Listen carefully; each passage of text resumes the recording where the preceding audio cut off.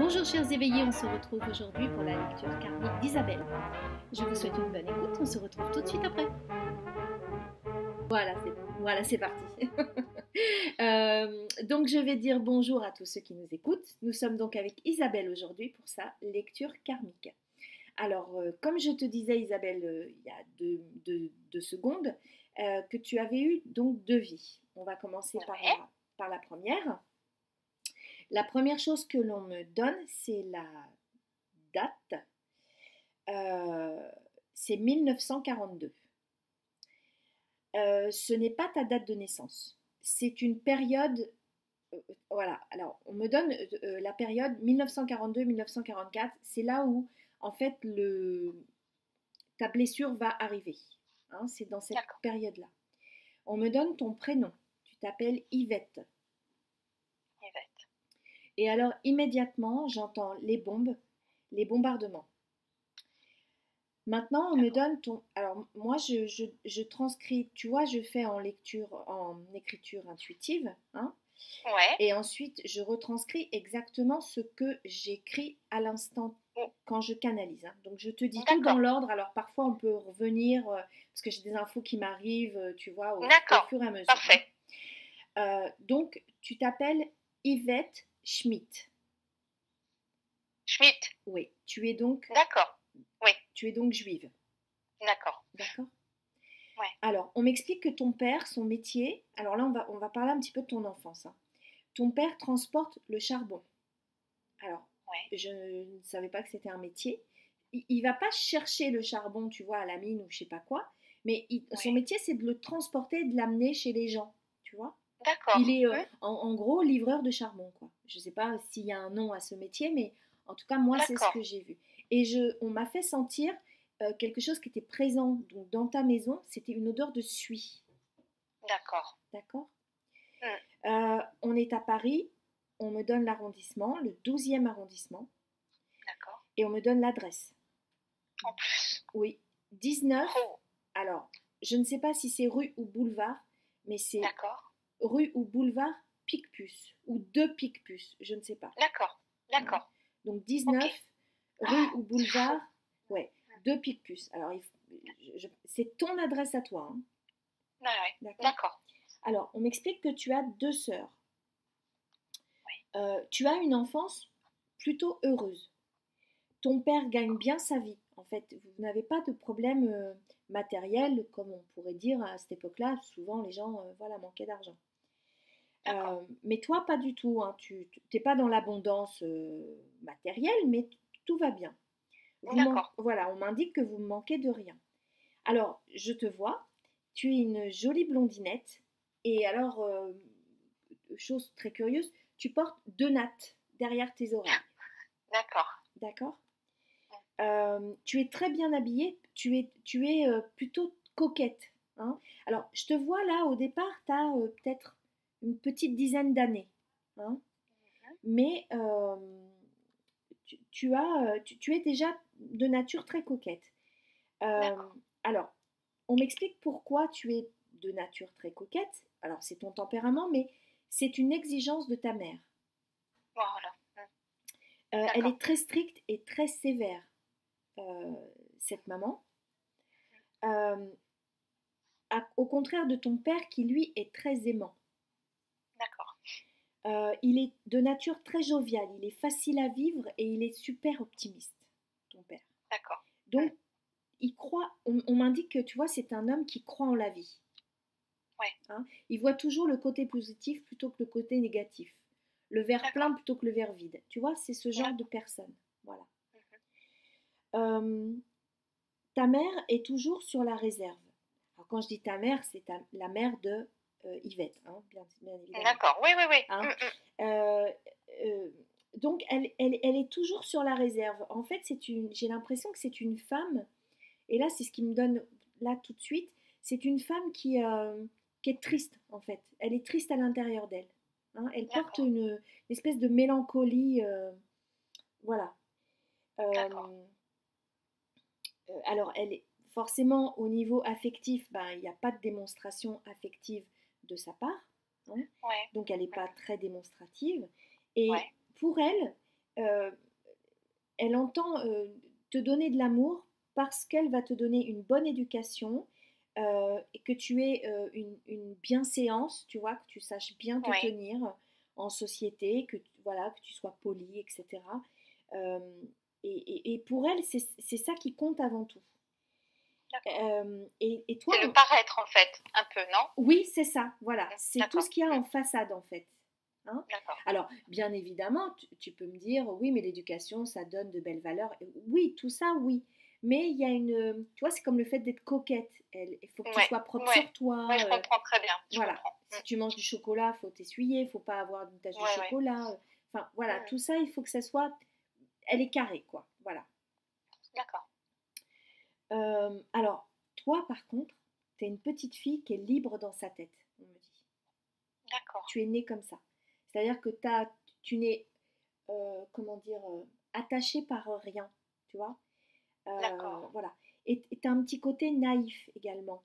Pas le côté péjoratif de la naïveté, mais le côté tout le monde est beau, tout le monde est gentil, tout le monde est. D'accord. Tu vois, tu as une D'accord. certaine naïveté de la vie. Bon, alors, forcément, tu es jeune, Hmm. hein, mais voilà, tu es comme ça. Euh, alors, on me dit que tu es comme ton papa et que tu aimes Ouais. tout le monde. Ah ouais. Voilà. Voilà. Ouais. Ok. Alors, ta maman, dans cette vie de Yvette, donc, te jalouse pour ça. Elle t'envie. Ouais. Mais D'accord. pas très bien. Tu vois, enfin, voilà, il y a un petit côté malsain chez elle qui, voilà, est toujours à te houspiller. Hmm. Tu vois, voilà, Hmm. elle t'en veut un peu d'être comme ça, en finale. D'accord. D'accord. Euh, alors, euh, t'entretiens, toi, des rapports très compliqués déjà avec tes deux sœurs aînées. Il y a D'accord. un rapport, si tu veux, et là il me le donne maintenant, il y a un rapport féminin très compliqué. D'accord. Hein. Il y a beaucoup de rivalité, tout le monde se met, alors sauf toi bien évidemment, hein, mais elles se Mhm. mettent toutes en rivalité avec toi, entre elles. Enfin, il y a un rapport féminin compliqué au sein de la famille. Hein. D'accord. Hmm. Euh, donc tu entretiens des rapports compliqués également avec tes deux sœurs qui sont tes sœurs aînées Mhm. parce qu'elles se sont rangées du côté de leur mère, c'est-à-dire qu'il y a Ouais. une espèce de clan, quoi, hein, on va Ouais. dire, D'accord. intrafamilial. Hmm. Alors, on m'explique que là, tu as un petit frère également, donc après toi, et lui, il est handicapé moteur, ton petit frère, D'accord. d'accord. Mhm. Et tu t'occupes beaucoup de lui, D'accord. tu es très proche de lui. Alors, en même temps, tu vas à l'école, et alors, forcément, bah, tu es brillante à l'école. On Mhm. m'indique que tu n'as besoin de travail, tu n'as pas besoin de toi de travailler après les cours parce que tu enregistres tout pendant que le professeur ou le maître fait cours. Mhm. Euh, on me dit que tu es très active également en cours, ce qui fait que tu participes beaucoup parce que tu es très curieuse de tout. D'accord. D'accord. Donc Mhm. forcément que tu provoques chez les autres une certaine forme d'admiration, mais Mhm. aussi de l'agacement et beaucoup de jalousie. D'accord. Hein. Mhm. Bon, alors je continue, hein, parce qu'on m'a vraiment dépeint quelqu'un comme ça. Tu aimes rendre service aux voisins, par exemple. Ouais. Tu es très dévoué à ton petit frère. Mhm. Donc tu grandis dans cette ambiance. Alors pour toi, tu es heureuse. En fait, la jalousie ou les remontrances de ta mère ou de tes sœurs te passent un peu au-dessus de la tête finalement. D'accord. Et puis tu vois, Mhm. tu as toujours ton père qui te rassure beaucoup et qui te donne toute l'affection et surtout la sécurité dont tu as besoin. D'accord. Donc tu arrives quand même, bon an mal an, à te construire très bien. Voilà, tout va bien pour toi, ça baigne quoi. Hein. D'accord. Mhm. Alors là, on me fait remonter l'échelle du temps, c'est-à-dire que tu vieillis, tu grandis, et on arrive à l'époque, en 1942, là, tu deviens une jeune fille. Hein, donc on Ouais. revient au premier moment D'accord. hein, Mhm. de la lecture. D'accord. Alors on m'indique que tu as une profession, puisque tu as bien réussi tes études, tu es secrétaire médicale. D'accord. D'accord. Tu travailles, alors j'ai le nom du médecin, c'est rigolo. Tu travailles pour le médecin de ton quartier, en fait. Donc tu es D'accord. toujours dans la même périphérie, hein. Tu Ouais. t'en vas pas, tu vois. Mhm. Le médecin, il s'appelle docteur Lepelletier. Lepelletier. D'accord. C'est curieux. C'est fou. Je vais être Alors, soignante, hein. comment? Dans cette vie-là, je travaille dans le médical, déjà. Ah, d'accord, ok. Donc il y a une redite, d'accord. Ok, Ouais. d'accord. Alors, par le biais de ton métier, de ton job, de ton activité, tu rencontres un jeune garçon. Alors, tu as l'âge, hein. Alors, ils m'ont pas donné l'âge précis, mais moi, je vois quelqu'un de 20, 22 ans. Je ne sais plus s'ils m'ont donné l'âge, mais je crois pas.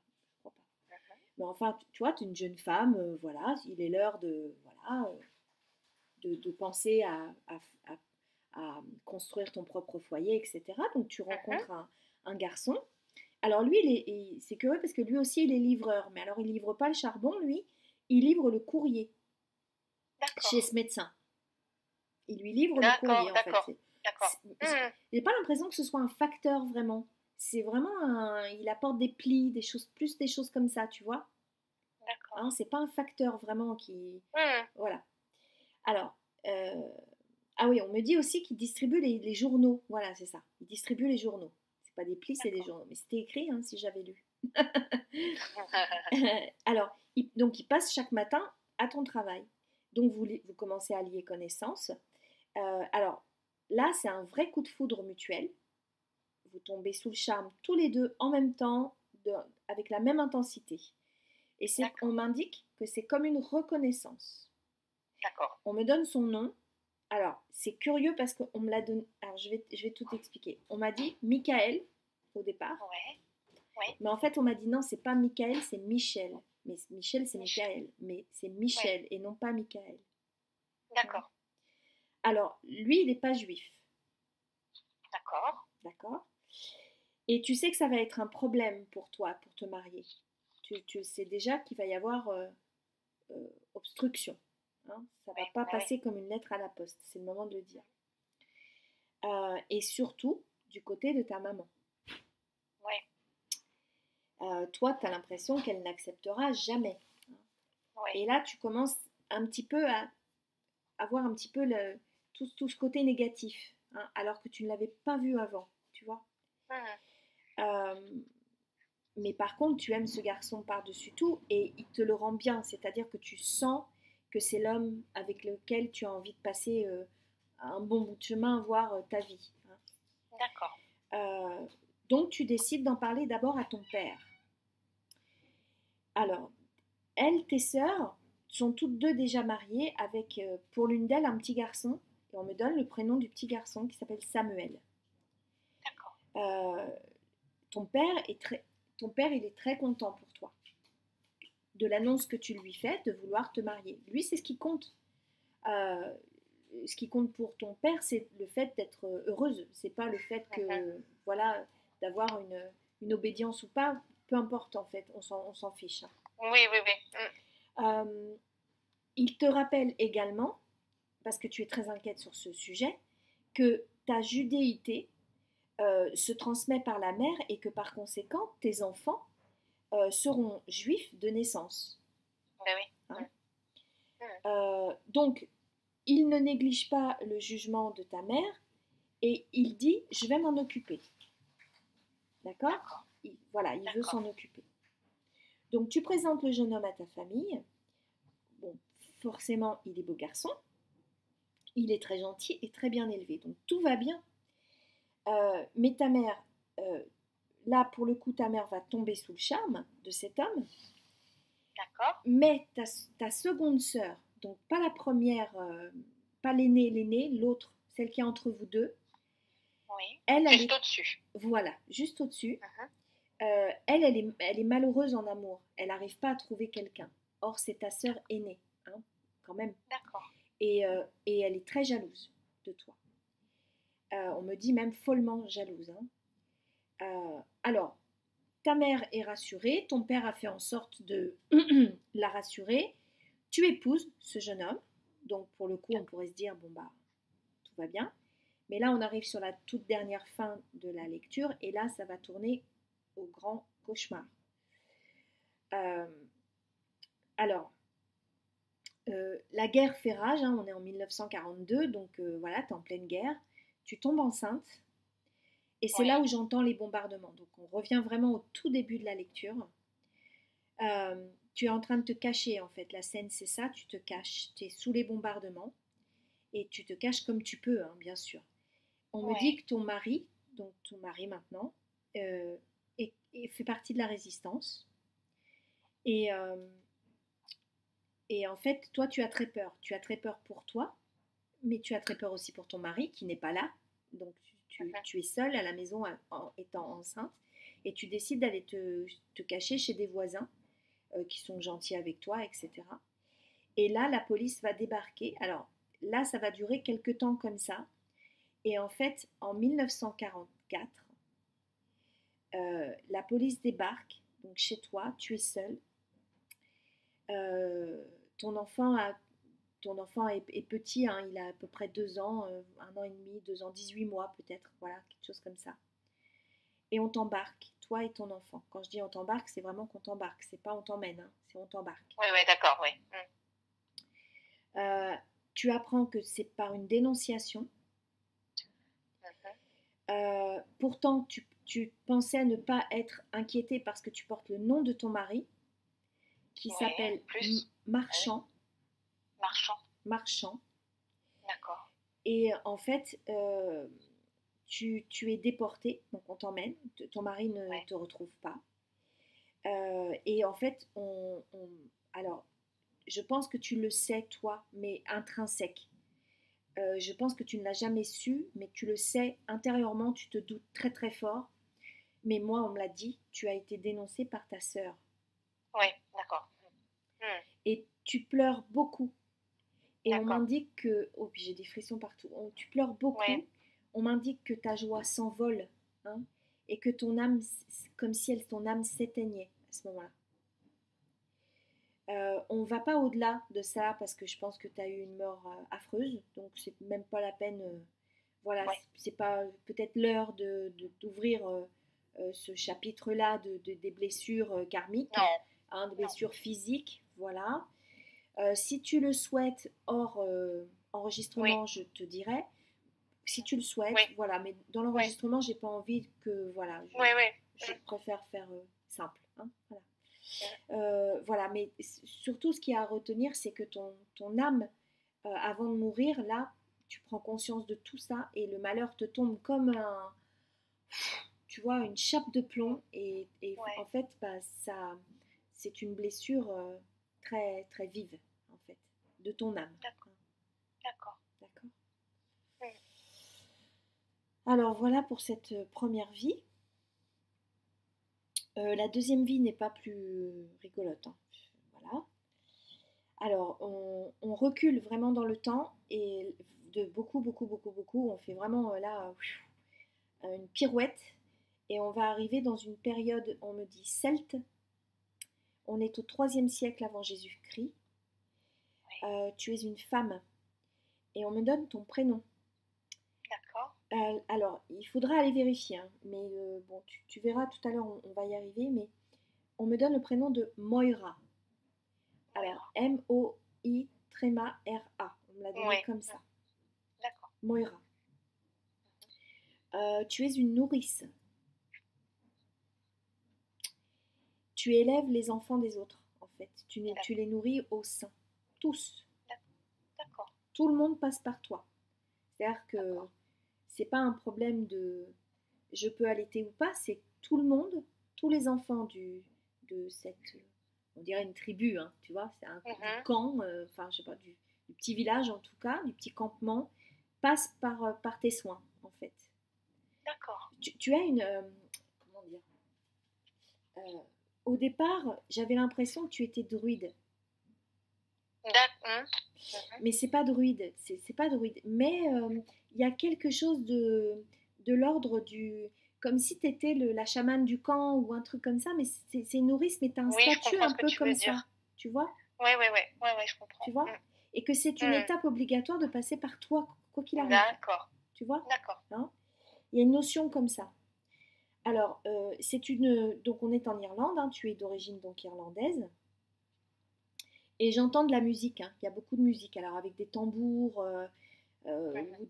pas des tambours, mais comment on appelle ça, des tambourins. Voilà, j'entends beaucoup de tambourins et des chants, voilà, des chants de femmes.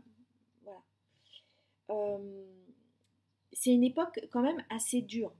Et tu vas voir pourquoi. Le village est attaqué.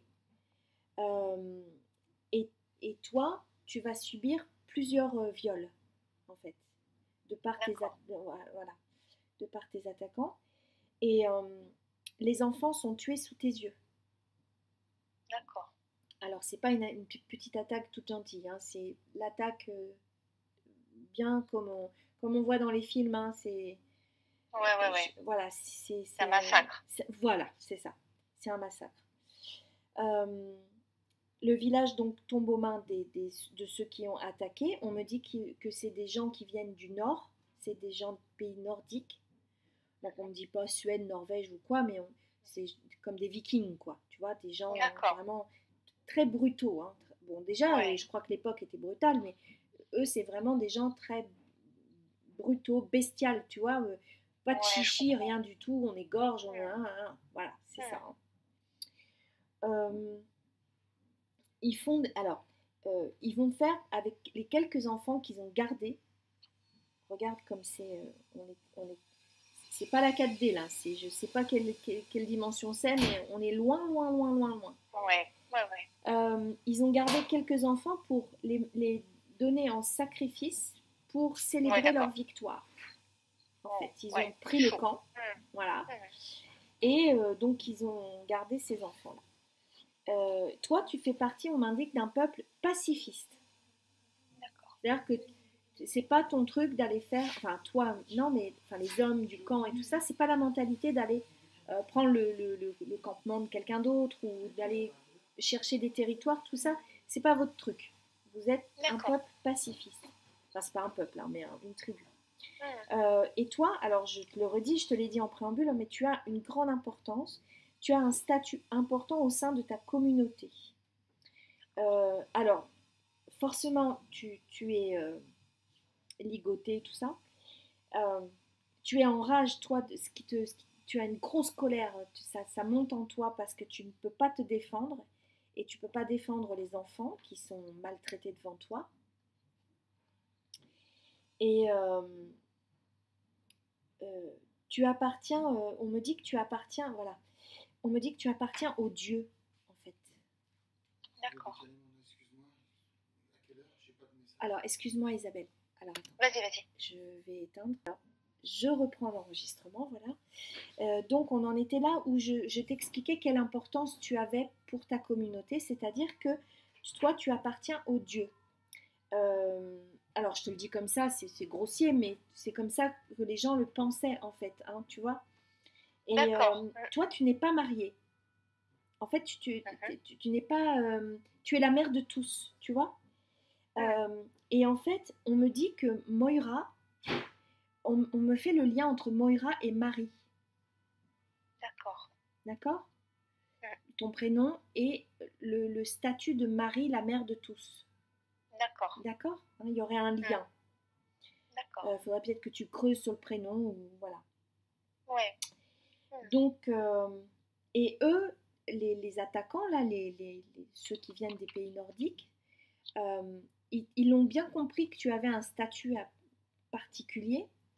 Et en fait, ils vont, donc tu vas être sacrifié, on me dit, pour asseoir en fait leur domination. D'accord. Hein. Voilà, tu es sacrifié. Là aussi, je te dirais, si tu veux le savoir, D'accord. voilà la D'accord. façon dont tu as péri.